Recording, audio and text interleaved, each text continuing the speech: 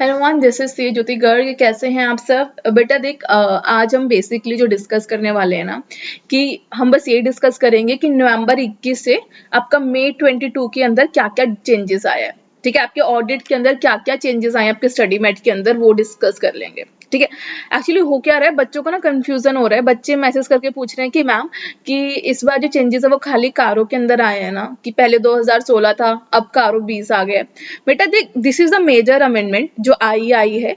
इसके अलावा ना हर बहुत सारे टाइनी लिटल थोड़े थोड़े चेंजेस आए हैं, तो वो देख लेते हैं। Because I really don't want कि आपका कोई भी टॉपिक किसी भी कंफ्यूजन की वजह से मिस हो जाए। ठीक है, अगर मैं एक सेकंड रुको, चैप्टर वाइज भी बोलूं ना, तो यार तुम्हारे फर्स्ट चैप्टर के अंदर छोटा सा चेंज आया, छोटा सा चेंज सेकंड चैप्टर के अंदर आया, थर्ड चैप्टर के अंदर आया। ठीक है, सिक्स चैप्टर के अंदर आया, because but this is not so major. ये एक बार मैं लास्ट में बताऊंगी आपके अंदर आपको कि इसके अंदर क्या चेंज आया। इसके अलावा सर, आपका ninth chapter audit of item of financial statement, इसके अंदर बहुत सारे चेंजेस आए हैं। ठीक है, एंड उसके अलावा सर कंपनीज एक्ट में तो आया ही है, बिकॉज इसके अंदर आ गया आपका कारो 2020। तो एक काम करते हैं, चैप्टर वाइज चैप्टर फटाफट देख लेते हैं कि किस चैप्टर के अंदर क्या क्या चेंजेस आए हैं, सो डैट कोई भी कंफ्यूजन ना बचे। ठीक है, ताकि प्रिपेयर करते हुए कुछ भी मिस ना हो जाए आपका।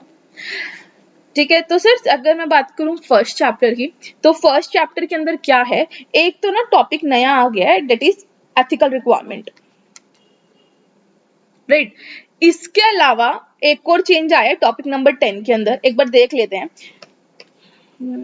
सबसे पहले मैं अगर बात करूं एथिकल रिक्वायरमेंट की, सर एक तो ये मैंने ना समरी बुक के अंदर आप देख पाओगे कि मैंने हर अमेंडमेंट के साइड में ना ये एक छोटा सिग्नल बना दिया है जो आपको बोल रहा है hello here is the amendment, ताकि आपका मिस ना हो जाए। ठीक है, तो चेंजेस क्या क्या आए हैं देख। Ethical requirement is a old topic जो हमेशा से ऑडिट में रहा था, लेकिन अगर न्यू कोर्स की बात करूँ ना, तो आपके स्टडी मेट के अंदर रेफरेंस बहुत जगह आता है कि भैया ऑडिटर को ना एथिकल रिक्वायरमेंट से कंप्लाई करना है, लेकिन एग्जैक्टली एक्सप्लेन नहीं किया हुआ था। अब इन लोगों ने क्या किया, स्टडी मेट के अंदर अच्छे डिटेल में ऐड कर दिया है। ठीक है, ये टॉपिक था लेकिन इतना अच्छे से एक्सप्लेन नहीं था, ऑल्दो ओल्ड कोर्स में हमेशा से बहुत अच्छे से एक्सप्लेन था। ठीक है, तो दिस इज द टॉपिक जो इन लोगों ने स्टडी मेट के अंदर चेंज किया है। यार पता है क्या है, इस बार वाले जो चेंजेस है ना, दे आर लिटिल चेंजेस कि स्टडी मेट के अंदर मतलब वो चीज आपके सिलेबस में पहले भी कवर हो रही थी लेकिन एक्सप्लेन्ड नहीं थी, अब इन लोगों ने एक्सप्लेन कर दी। तो मुझे लगता है कि आप लोगों को पता होना चाहिए, बिकॉज ये छोटी छोटी चीजें पेपर में आ जाती है। ठीक है, इसके अलावा जो आपका स्टैंडर्ड सेटिंग प्रोसेस है, इसके अंदर चेंजेस आए हैं। पहले ना ये सिर्फ इतना टॉपिक था, लेकिन अब इन लोगों ने थोड़ा और एक्स्ट्रा एक्सप्लेन कर दिया, कुछ और ऐड कर दिया इसके अंदर। ठीक है, इसके अलावा सर ये था आपका फर्स्ट चैप्टर का चेंजेस। अगर मैं सेकंड चैप्टर की बात करूं, तो सर सेकंड चैप्टर के अंदर भी बड़े टाइनी से एक दो चेंजेस आए हैं। क्या आए हैं, सबसे पहले तो आया है सर आपके ऑडिट प्रोग्राम के अंदर। होता क्या था, ऑडिट प्रोग्राम के अंदर ना एक और क्वेश्चन, दो क्वेश्चन बनते थे। ऑडिट प्रोग्राम को डेवलप करते हुए ऑडिटर को किन किन बातों का ध्यान रखना है, दूसरा ऑडिट प्रोग्राम को कंस्ट्रक्ट करते हुए किन किन बातों का ध्यान रखना है। ठीक है, तो ये क्वेश्चन ना वैसे भी बड़ा कंफ्यूज करता था, बिकॉज सेम ही क्वेश्चन था। ठीक है, आंसर ऑल दो अलग अलग थे, लेकिन दो क्वेश्चंस बनाने का लॉजिक था नहीं।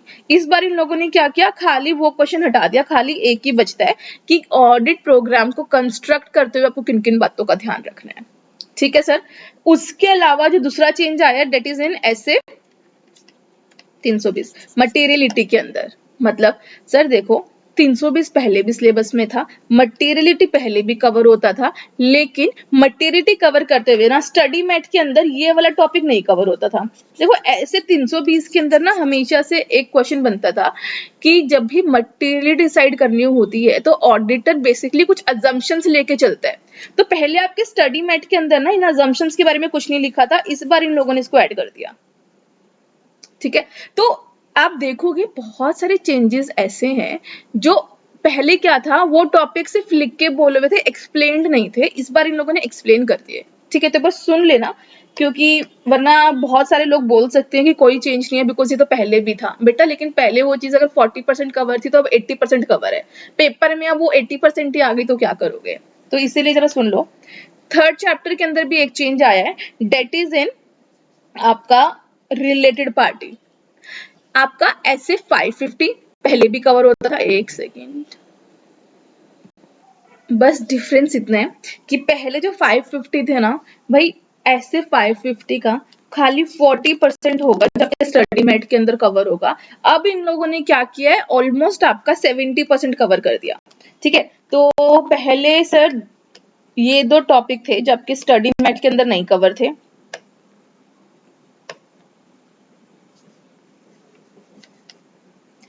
पहले ना खाली रिलेटेड पार्टी का मीनिंग, ट्रांजैक्शंस का नेचर और ऑडिटर्स के रिस्पॉन्सिबिलिटी के बारे में बात हो रही थी, लेकिन उनको आइडेंटिफाई कैसे करना है और कौन कौन से डॉक्यूमेंट्स की हेल्प से आप रिलेटेड पार्टी के बारे में इंफॉर्मेशन ले सकते हो, ये जो दो टॉपिक हैं ये अब ऐड हुए हैं।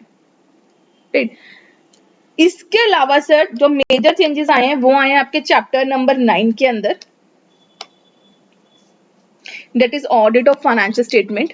ठीक है, एंड कारो, ये थे छोटे छोटे चेंजेस। और उसके अलावा जो मेजर चेंजेस हैं सर वो हैं ये चैप्टर नंबर 9 के अंदर क्या है। एक्चुअली हुआ क्या है, आपका जो आपका ना शेड्यूल 3 है ना, शेड्यूल 3 के अंदर भी चेंजेस आए हैं। तो शेड्यूल 3 ये बताता है कि भैया फाइनेंशियल स्टेटमेंट को कैसे बनाना है।